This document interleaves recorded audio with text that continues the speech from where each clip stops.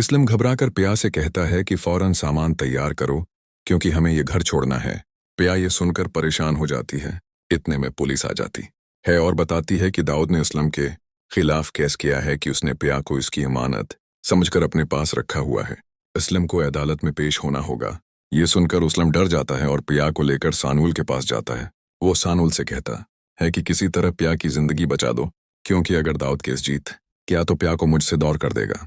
सानुल कहता है कि उसका एक वकील दोस्त है जो उनके लिए केस लड़ेगा।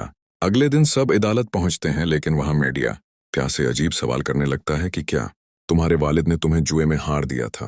पिया की आंखों में आंसू आ जाते हैं। सानुल गुस्से में मीडिया वालों पर बरस पड़ता है। इसी दौरान वकील आ जाता है। अदालत में जज दोनों की बात सुनता है, मगर फैसला दाऊद के हक में देता है। पिया को उसके हवाले कर देता है और इसलम को जेल भेज देता है।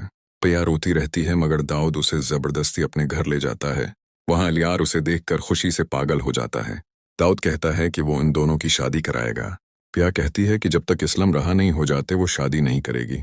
अलियार जज्बाती होकर कहता है कि अगर इसलम रहा न हुआ तो वो अपनी जान ले लेगा। दाऊद डर जाता है और पुलिस से कहकर इसलम की रिहाई करवाता है। इसलम बाहर आते ही सानुल से पूछता है कि पिया कहाँ है। सानुल बताता है कि दाऊद उसका निकाह अलियार से करवाने वाला है। ये सुनकर इसलम बेहाल हो जाता है।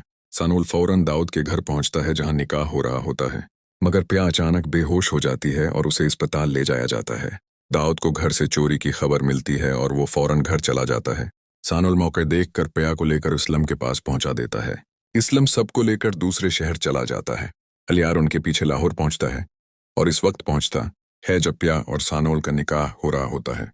वो चीखता है कि पिया निकाह ना करे, मगर पिया कहती है कि उसके वालिद ने उसे तकलीफ दी है, इसलिए उसे अलियार से कोई रिश्ता नहीं रखना।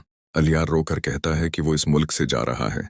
अलियार चला जाता है और पिया सानुल से निकाह कबूल कर लेती है। 1 साल बाद पिया मां बन जाती है और सब खुश रहते हैं।